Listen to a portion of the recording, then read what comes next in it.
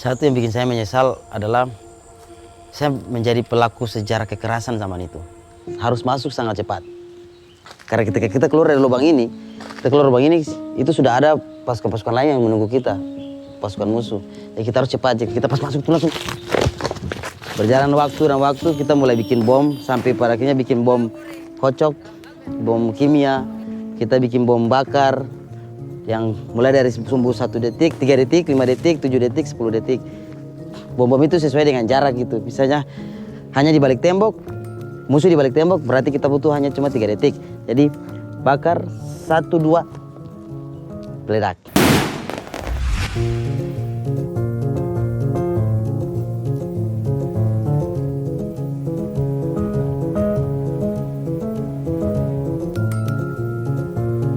Hal yang sama waktu di Ternate, waktu SD kelas 6, kelas 5, kelas 6, saya merasakan hal yang sama.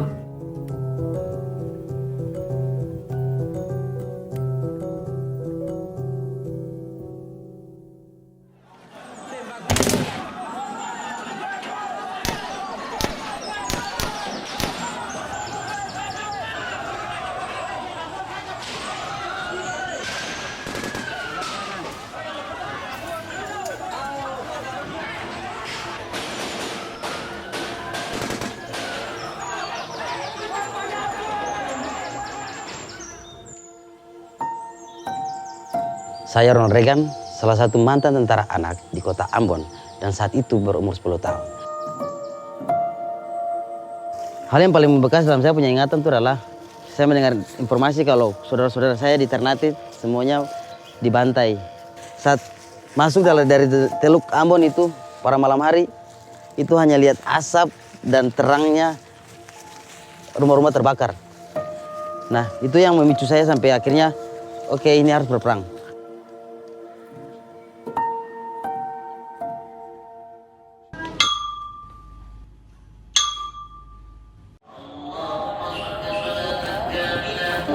Kalau setengah mati. Nah, makanya dari hari itu kita trauma itu. Kalau sampai dengar kayak musim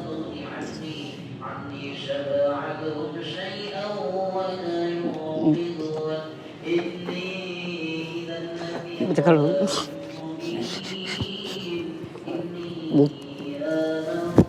bung nih. Iya. Beta menangis bukan karena apa, bukan. Karena beta salah satu korban di situ, Bang.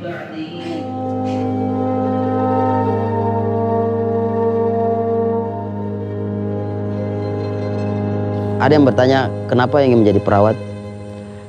Dulu saya mengambil nyawa orang secara paksa.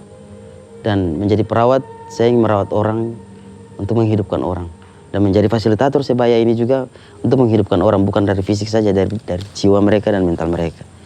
Sebab satu luka kecil pada tubuh kita itu akan terasa di sekujur tubuh. Contohnya Ambon luka, Jakarta luka, akan semua Indonesia akan merasa luka itu yang sama.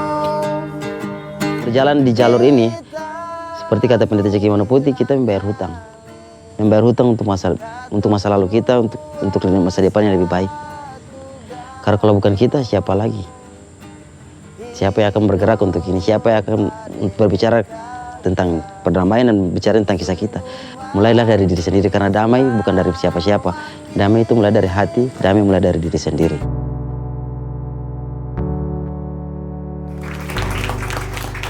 Pas filmnya udah diputar, saya terharu sekali. Sampai saya menetes air mata tadi, saya sama Maxi tadi menetes air mata, mengingat kenangan-kenangan itu.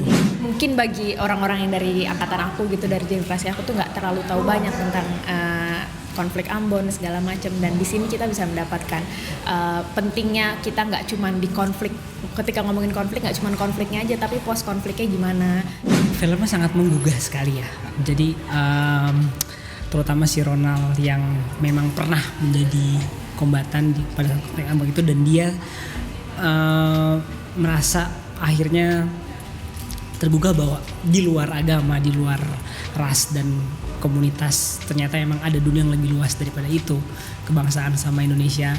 Ada hal yang membekas sih, kayak melalui film ini aktornya juga melalui alur ceritanya tuh menyampaikan banget. Jadi aku tuh kayak berada di sana pada saat konflik itu. Jadi benar-benar tersentuh sih hati aku, Mas.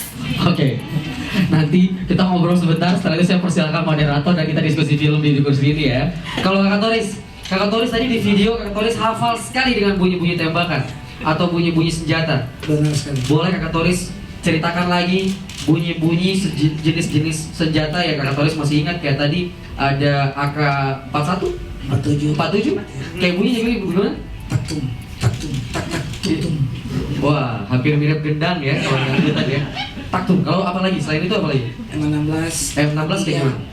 Tetet, tetet, tetet. Oh, jadi cepat. Jadi dia otomatis kan, kalau Iya. otomatis dia bunyinya seperti gitu. Oke. Gitu. Tapi Kakak Toris saat itu megang senjatanya apa? Saya namanya senjata saya spesialis bom. Spesialis bom. Iya.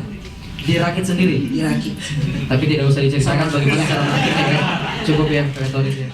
Ale rasa